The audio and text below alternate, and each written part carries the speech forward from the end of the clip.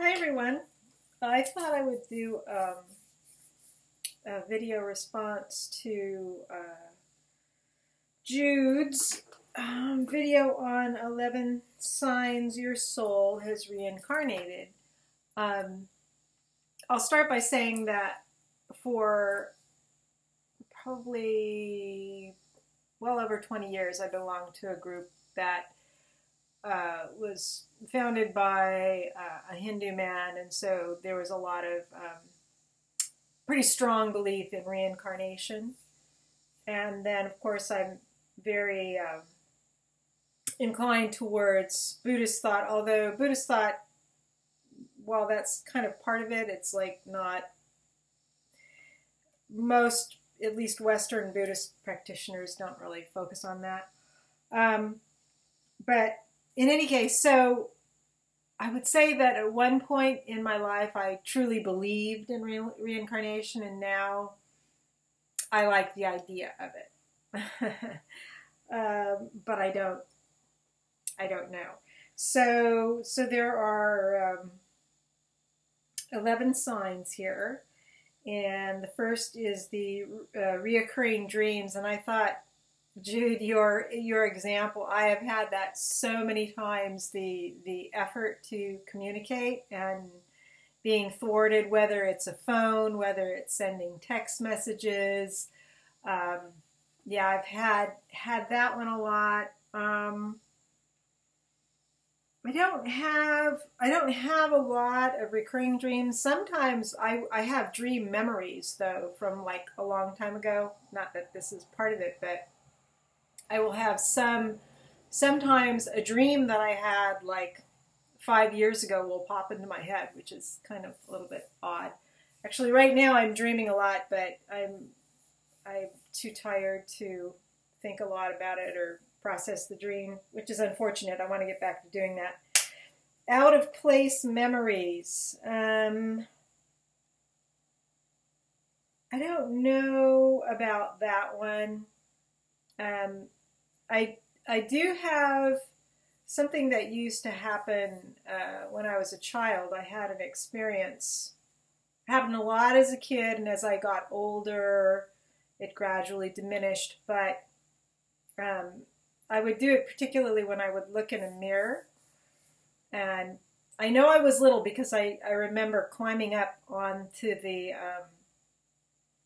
counter in the bathroom so I could look at myself in the mirror. And I would look, and it would make me laugh because I had this sense that I wasn't who I was looking at. And that happened a lot. And sometimes I could elicit the response just thinking about it. I wouldn't necessarily have to be looking at myself. That's not exactly out of place memories, but I do think it's kind of related. And that was just like super duper strong, the feeling that I would have with it. Strong intuition.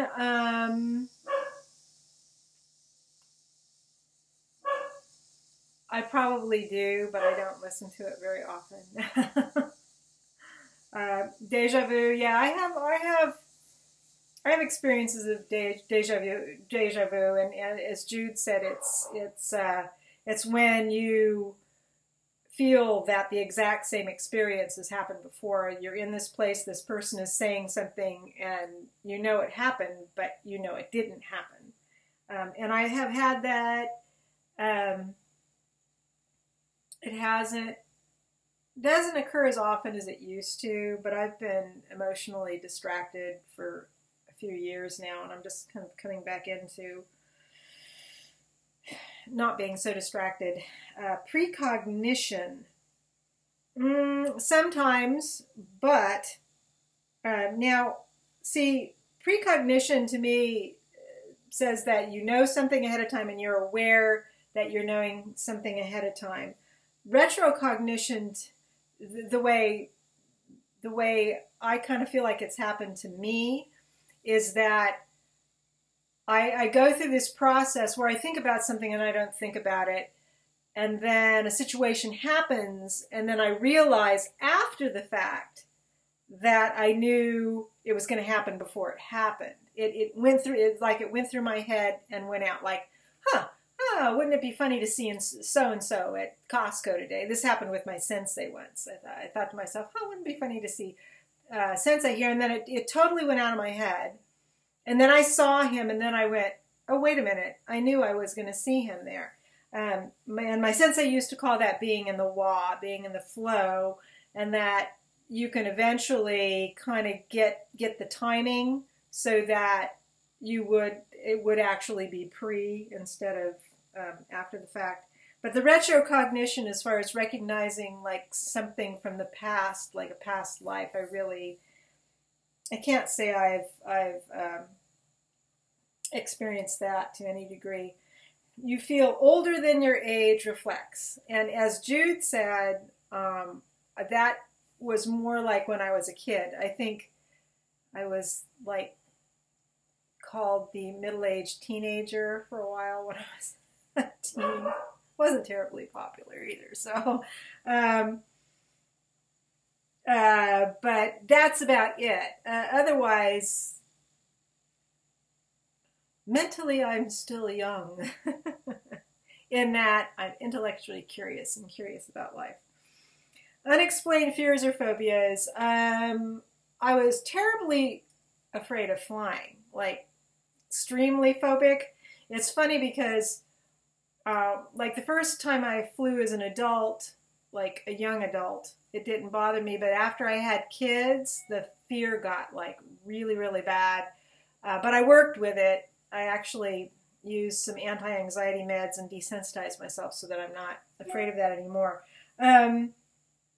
I fear I fear the paranormal, and that's why I think I don't have paranormal experiences. It's because it's like, I don't want that. That's too scary for me. And death, but that's pretty common. I have a lot of health anxiety, so I wonder what's up with that. Affinity to certain cultures, time periods, and environments. My Indian friends used to tell me I was definitely Indian in a past life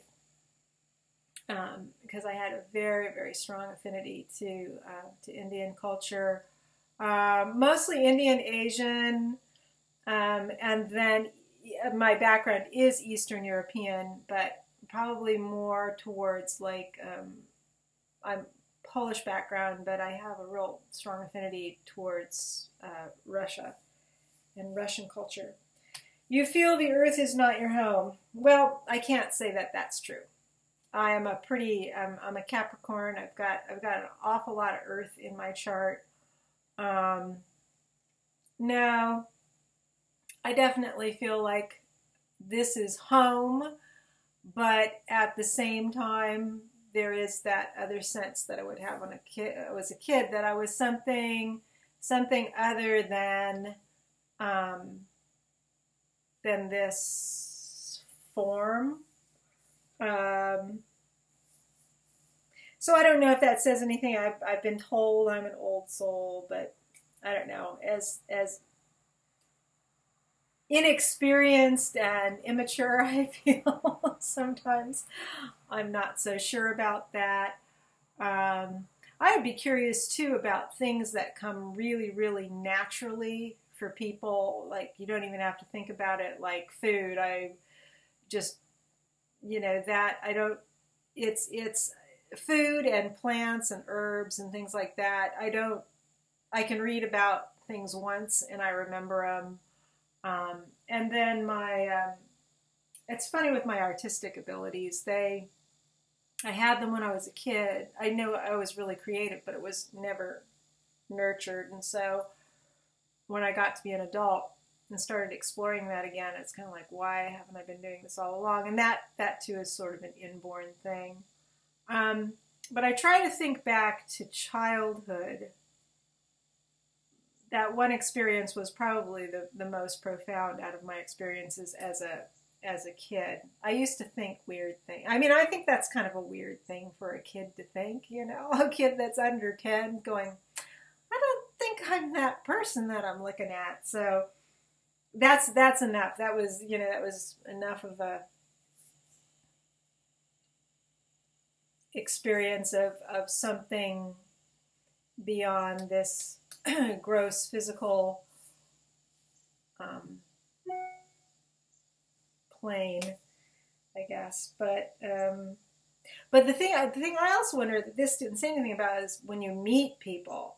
Now, the older I've gotten, the more I will meet people and I'll go, God, you know, they are so familiar. And it's not that they're reminding me of anybody that I know or anybody I've seen, but I'll look, particularly when I look at faces, I'll just be like, it's like, I know this person from somewhere, but I don't know where. Anyway, that was a very cool list. Thanks, Jude. And I'll be interested in hearing what other people have to say.